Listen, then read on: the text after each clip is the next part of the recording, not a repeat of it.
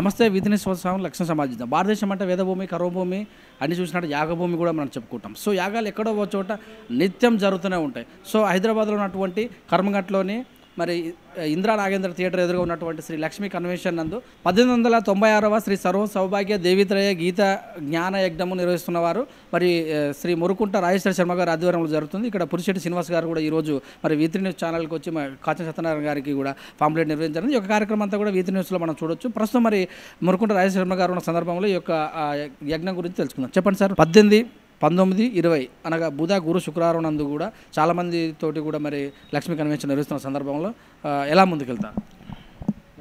ధర్మో రక్షతి రక్షతః లోక కళ్యాణార్థము యజ్ఞోదాన తపశ్చైవ పావనాని మనీషిణామని యజ్ఞం వల్ల, దానం వల్ల, తపస్సు వల్ల లోకోద్ధరణ జరుగుతుంది.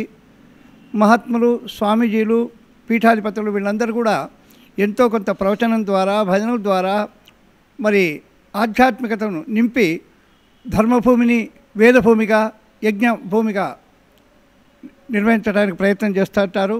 అందులో ప్రయత్నమే ఇదొక భాగము. 50 సంవత్సరాల క్రితము శ్రీ తాటి బాలవీరయ్య గారు వారి ధర్మపత్ని మణిమ్మ గారి ఆధ్వర్యంలో శ్రీ శ్రీ శ్రీ వ్యాసాశ్రమ పీఠాధిపతులు మలయాళ స్వామివారు, అదేవిధంగా మా గురుదేవులు శ్రీ శ్రీ శ్రీ రామకృష్ణానందగిరి స్వాముల వారి చేత ప్రారంభించబడి ఇంతింతై ఒటుడింతై అని 1896 వరకు ఈ యజ్ఞాలు జరగడం విశేషము.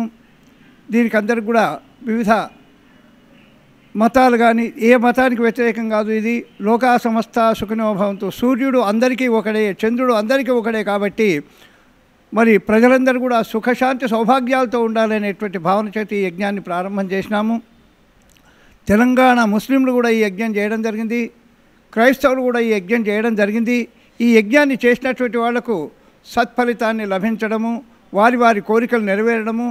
మరి అదేవిధంగా ఒక చిన్న ఉదాహరణ చెప్పాలంటే, మరి ఈ యజ్ఞాన్ని చేసినటువంటి వాళ్ళు వాళ్ళ కోరికలు నెరవేర్చుకొని మళ్ళీ యజ్ఞాలు చేస్తామని కోరడం కూడా జరుగుతుంది. కాబట్టి ఇలాంటి మహత్తర కార్యక్రమం 2023 జనవరి 18, 19, 20 తేదీలలో శ్రీ లక్ష్మీ కన్వెన్షన్ హాల్లో నిర్వహింపబడుతుంది. అందరూ కూడా ఆహ్వానితులే.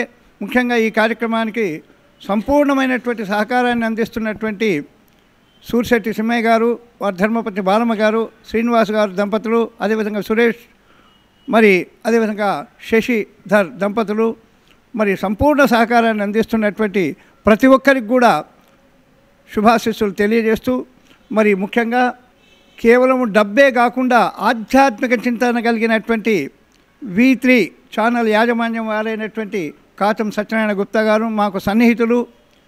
వారు ధార్మిక కార్యక్రమాలలో ముందుండి ప్రచారం చేస్తుంటారు.